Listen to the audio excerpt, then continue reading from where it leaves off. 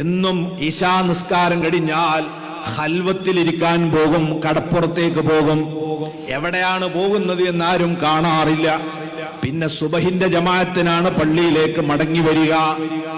ആ യാത്ര ഇവിടത്തെ മത്സ്യം പിടിക്കുന്ന ഒരു സഹോദരൻ അദ്ദേഹത്തെ ഒന്ന് നിരീക്ഷിക്കാൻ തീരുമാനിച്ചു. എവിടേക്കാണ് പോകുന്നത്? നേരെ കടലിൽ ചെന്നിട്ട് വെള്ളത്തിലൂടെ നടന്നു പോകുകയാണ്. ഇത് കണ്ട ആ സഹോദരൻ തിരിച്ചു വരുന്നത് വരെ കാത്തുനിന്നു. സുബഹിയുടെ അല്പം മുമ്പായി മഹാനവറിൽ കടലിൽ നിന്ന് തന്നെ നടന്നു വരുന്നു.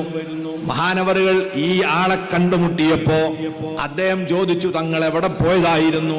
പോയ വിവരങ്ങളൊക്കെ പറഞ്ഞതിന് ശേഷം തങ്ങൾ പറഞ്ഞു, ഒരാളോടും എന്നെ കണ്ട വിവരം നിങ്ങൾ പറഞ്ഞു പോകരുതേ. പറയാതിരുന്നാൽ നിങ്ങൾക്ക് വലിയ പദവി കിട്ടും, വലിയ ഗുണം കിട്ടും. അതുകൊണ്ട് ഒരാളോടും നിങ്ങൾ മിണ്ടരുത്. പക്ഷേ ആ സഹോദരന് ക്ഷമ ഉണ്ടായില്ലത്രേ. പിറ്റേന്ന് നേരം വെളുത്തപ്പോഴേക്ക് അദ്ദേഹത്തിന്റെ വായിന്ന് ഇത് പുറത്തിയാടിപ്പോയി.